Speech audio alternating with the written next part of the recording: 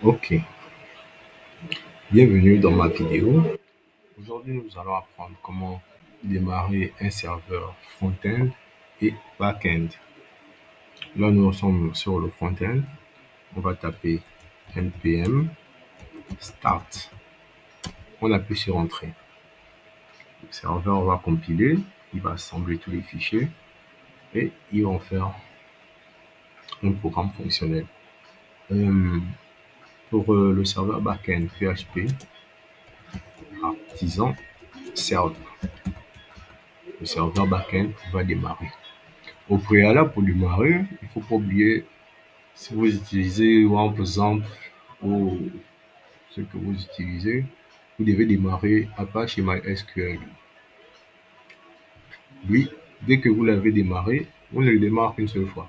Il s'arrête que si vous l'arrêtez ou bien s'il y a un bug. Mais généralement, il ne déconne pas. Exemple, vraiment, il n'embête pas exemple. OK. Euh, le serveur a compilé,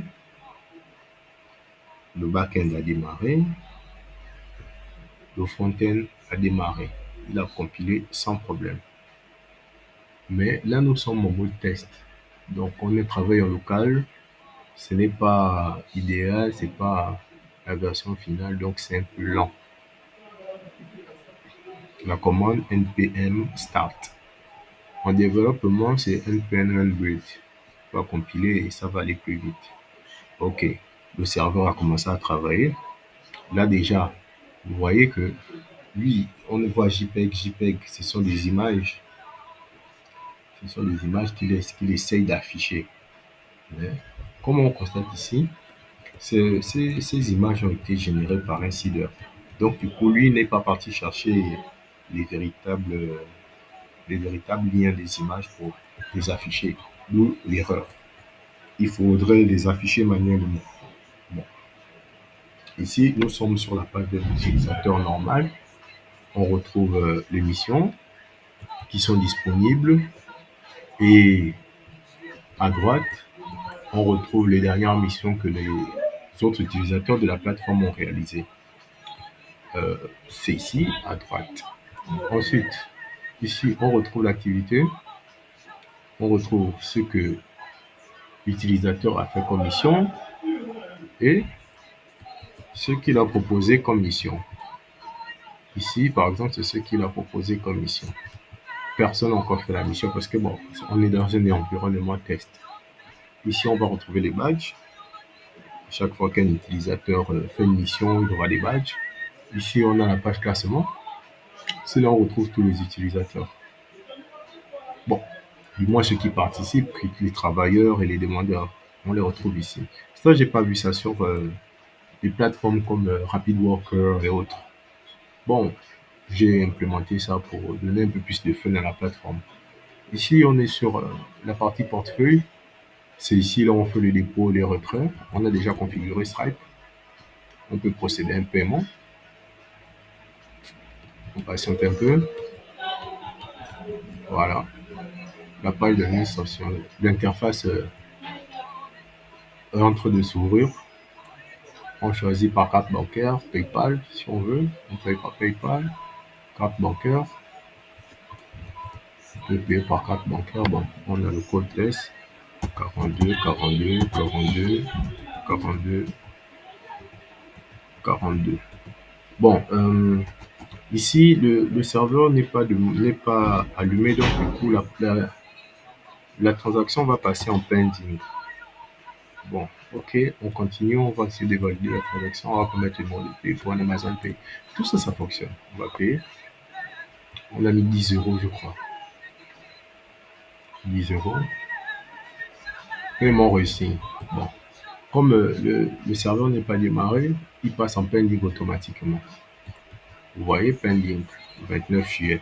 Il faut qu'on ajoute l'heure et la date. L'heure, on a déjà la date. Bon. Euh, on a vu le classement. On a déjà vu le classement, je crois.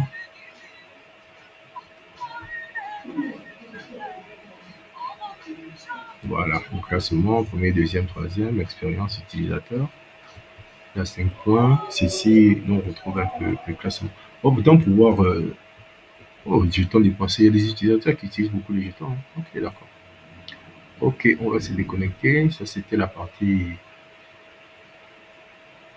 client. On va partir maintenant sur la partie administrateur. On va aller sur la partie admin. Euh, je crois que c'est admin. On passe. What?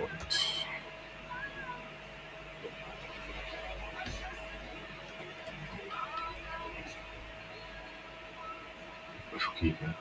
Admin. Feedback.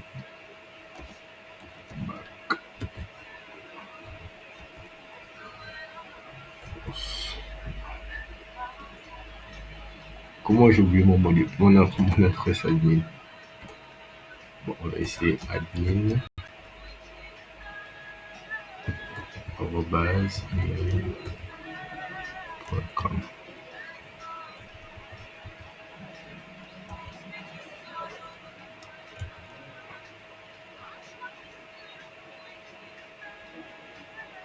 Non, ça ne correspond pas. C'est grave si tu trouves mon mot de passe.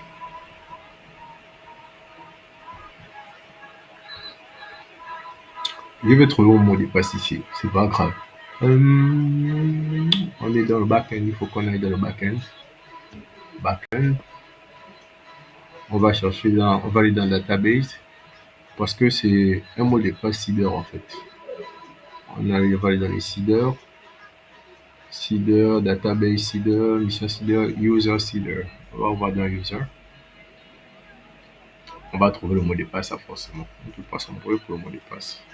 Voilà, c'est admin, c'est ça. Admin feedback force. Bon, moi je montre ça ici, là. Sinon, moi je ne conseille pas de faire ça, hein. Quand vous avez un vrai projet, il ne faut pas montrer le mot de passe admin à tout le monde.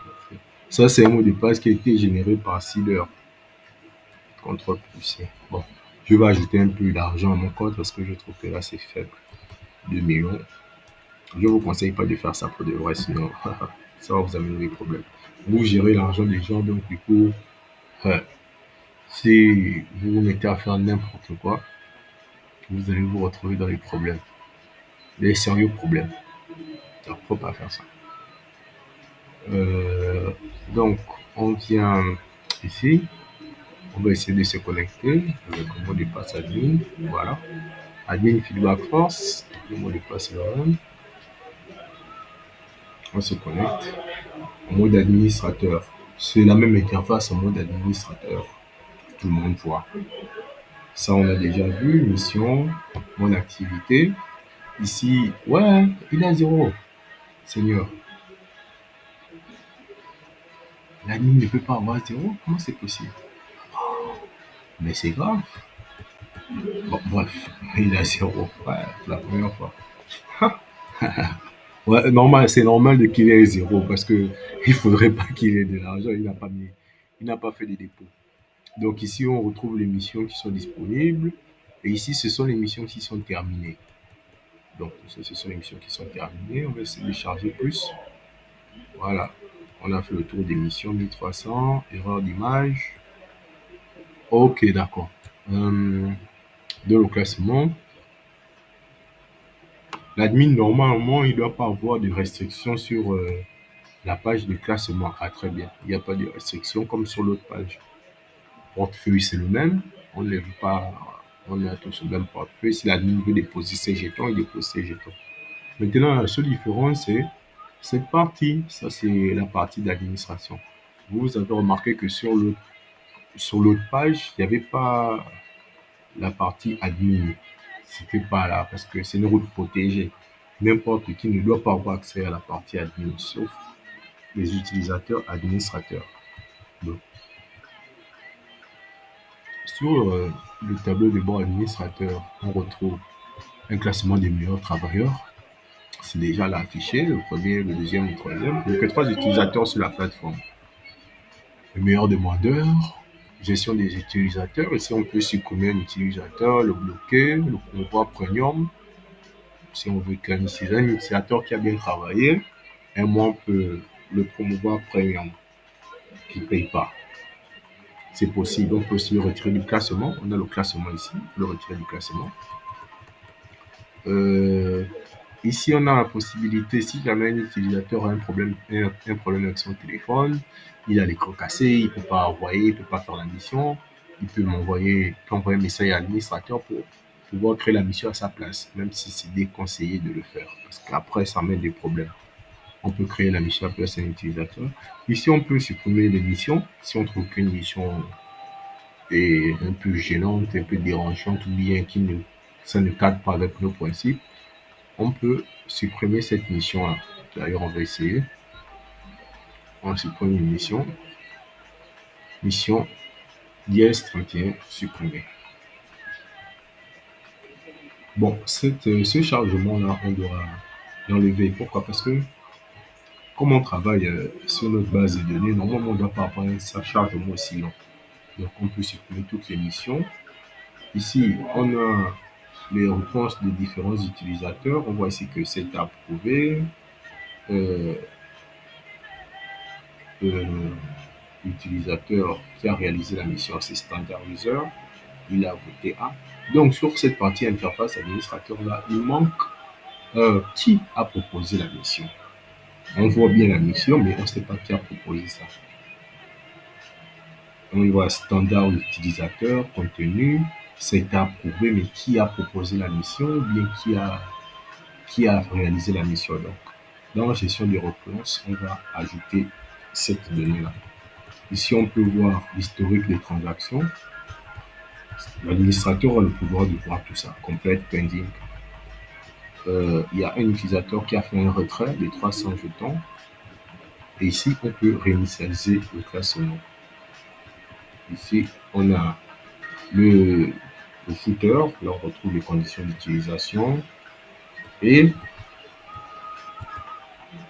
on a les conditions d'utilisation et la politique de confidentialité. Donc, ça, c'est le tableau de bord admin. Tableau de bord administrateur. C'est le plus important lorsque vous avez une API pour que les gens ne font pas n'importe quoi. Bon, ça c'était la première plateforme. Donc, je vous conseille de vous abonner. Si vous avez des remarques, des demandes, vous pouvez m'envoyer un message, je reviens répondre. N'oubliez pas de vous abonner et de laisser un petit j'aime. Merci.